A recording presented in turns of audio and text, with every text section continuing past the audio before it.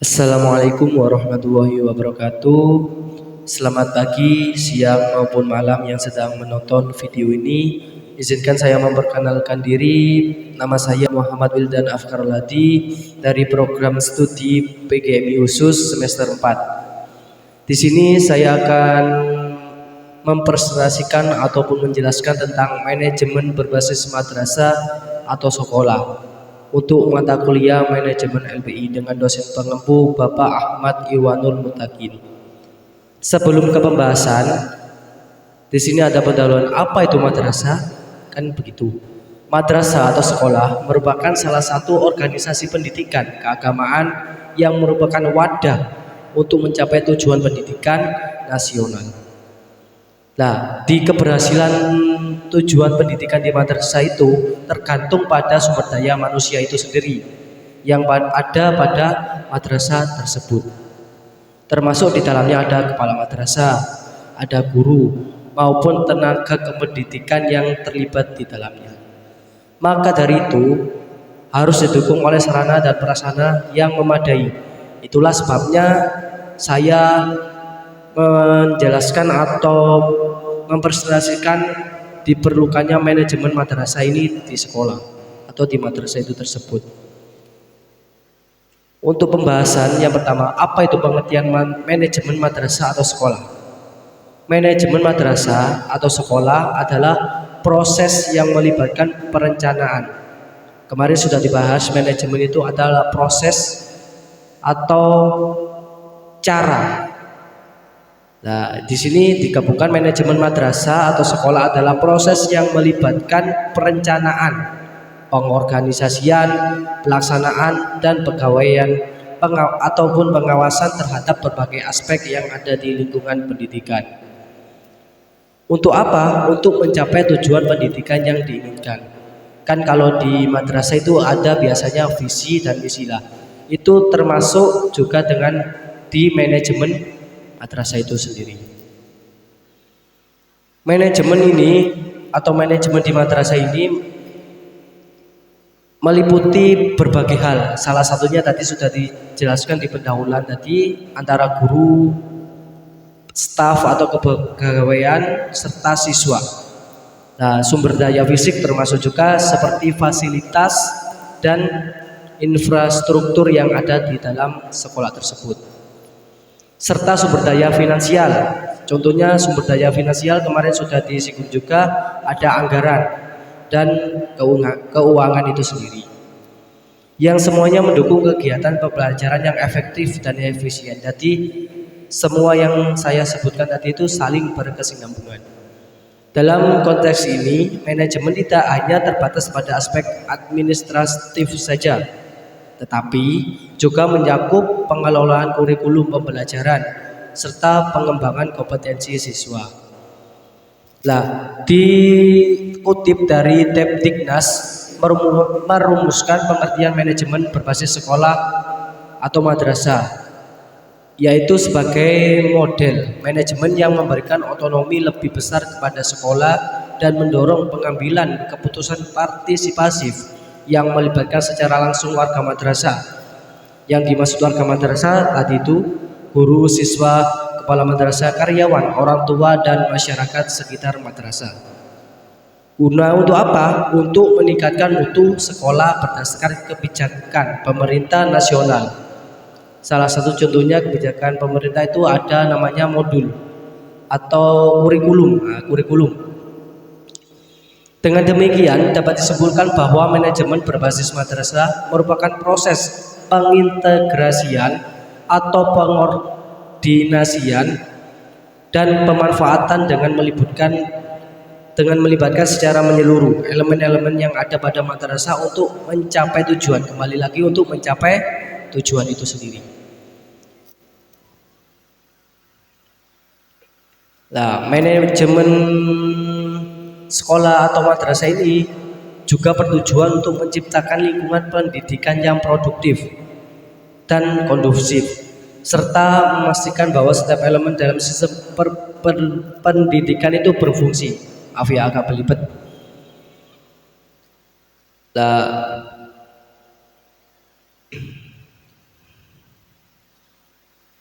Dengan mendukung pencapaian tujuan pendidikan yang berkualitas, kepala sekolah, guru, staf administrasi, maupun orang tua dan masyarakat merupakan pihak-pihak yang berperan penting dalam menjalankan manajemen ini. Guna untuk apa? Ya tadi, untuk mencapaikan visi dan misi pendidikan yang telah ditetapkan, atau yang kemarin bisa disebut harus goals. Nah, itu. Yang selanjutnya ada konsep manajemen madrasah atau sekolah. Yang pertama, manajemen berbasis sekolah atau madrasah adalah strategi untuk mewujudkan sekolah atau madrasah yang efektif dan produktif. Jadi kalau ada manajemen itu lebih tertata rapi, tidak amburadul. Yang nomor dua, merupakan paradigma baru manajemen pendidikan yang memberikan otonomi luas pada sekolah atau madrasah dan pelibatan masyarakat dalam kerangka kebijakan pendidikan nasional. Jadi melibatkan masyarakat sekitar madrasah. Yang nomor tiga, ide tantangan atau ide tentang pengambilan keputusan pendidikan yang diletakkan pada posisi yang paling dekat dengan pembelajaran. Berdasarkan tiga poin di atas, maka manajemen berbasis sekolah atau MBS ini merupakan suatu pengelolaan sekolah atau madrasah yang dianggap ideal dan mampu meningkatkan mutu pendidikan di sekolah atau madrasah. Karena dengan konsep MBS ini, madrasah diharapkan dapat mengolah institusinya secara otonom, transparan, dan partisipatif. Selanjutnya ada prinsip apa saja yang ada di manajemen sekolah, prinsip-prinsip apa saja. Yang pertama, prinsip otonomi. Yang dimaksud prinsip otonomi yaitu manajemen berbasis sekolah atau madrasah atau MBS sendiri memberikan otonomi luas kepada madrasah, disertai seperangkat tanggung jawab ini dituju kepada kepala sekolah atau yang mempunyai jiwa kepemimpinan atau leadership, itu yaitu kepala sekolah. Yang selanjutnya ada prinsip partisipasi. Nah, ini tadi sudah disinggung juga dalam MBM ini atau MBS ini, pelaksanakan program-program madrasah didukung oleh tingginya partisipasi antara masyarakat serta orang tua peserta didik. Untuk apa? Tidak hanya mendukung sekolah atau madrasah melalui bantuan keuangan saja, tetapi melalui komite madrasah dengan dewan pendidikan merumuskan serta mengembangkan program-program yang dapat meningkatkan kualitas madrasah. Contohnya ada musyawarah. Jadi semua wali santri, ya, maksudnya wali murid dan masyarakat itu dikumpulkan, gimana baiknya madrasah kita ke depannya, ada acara apa saja kayak gitu. Jadi perlu partisipasi antara masyarakat, orang tua, dan lingkungan sekolah. Yang selanjutnya ada prinsip demokratis. Yang dimaksud prinsip demokratis yaitu dalam MBM, pelaksanakan program-program madrasah didukung oleh adanya kepemimpinan madrasah yang demokratif dan profesional. Nah, di sini disebutkan aktor yang utama yaitu yang pasti kepala sekolah dan yang kedua guru itu tersebut. Selanjutnya ada yang terakhir, prinsip teamwork. Nah, di prinsip ini keberhasilan program-program sekolah didukung oleh kinerja tim, tidak sendiri-sendiri tapi tim yang kompak dan transparan dari berbagai pihak yang terlibat dalam pendidikan di madrasah. Antara lainnya ya tadi itu saling berpartisipasi. Selanjutnya ada faktor-faktor penting dalam manajemen madrasah atau sekolah. Yang pertama yaitu kewajiban madrasah atau sekolah. Manajemen berbasis madrasah atau sekolah yang menawarkan keleluasaan pengelolaan sekolah memiliki potensi yang besar dalam menciptakan sistem atau pengelolaan sistem pendidikan profesional itu sendiri. Oleh karena itu, pelaksanaan perlu disertai seperangkat kewajiban serta monitoring. Nah, biasanya kalau monitoring itu ada tiap tahun sekali dari kepala sekolah untuk guru, terus ada pengawas untuk kepala sekolah kayak gitu. Yang nomor 2 yaitu kurikulum. Kurikulum yang dibuat oleh pemerintah pusat adalah kurikulum standar yang berlaku secara nasional. Sementara kalau kondisi madrasah secara umumnya sangat beragam, maka implementasinya madrasah diperbolehkan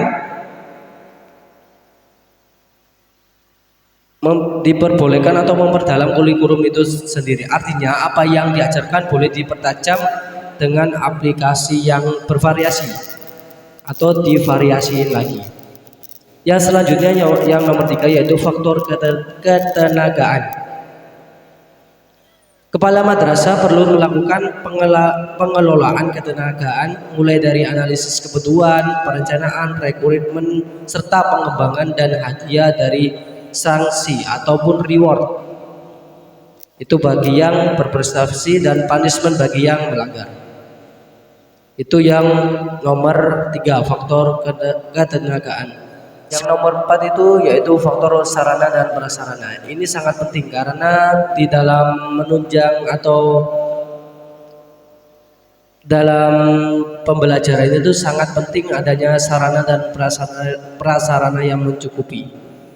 Yang nomor 5 yaitu faktor keuangan. Pengelolaan keuangan terutama pengalokasian atau penggunaan uang sudah sepantasnya dilakukan oleh kepala madrasah secara transparan dan bertanggung jawab. Jadi tidak ada yang ditutup-tutupi. Yang terakhir yaitu faktor kelas. Ini sangat penting juga untuk manajemen madrasah atau sekolah.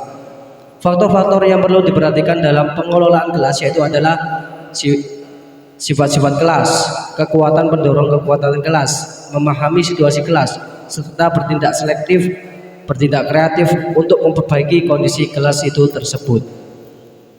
Nah, dari sini mungkin mohon maaf sebelumnya sebelum saya membacakan kesimpulan pada siang hari ini, dikarenakan ini rekodnya siang, dan selamat menjalankan ibadah puasa bagi yang menjalankan. Dan saya kurang lebihnya mohon maaf. Dan kesimpulan untuk hari ini yaitu manajemen madrasah merupakan proses pengelolaan yang sistematis dan terencana untuk mencapai tujuan tertentu. Itu kesimpulan dari saya, kurang lebihnya mohon maaf ya sebesar-besarnya. Wassalamualaikum warahmatullahi wabarakatuh.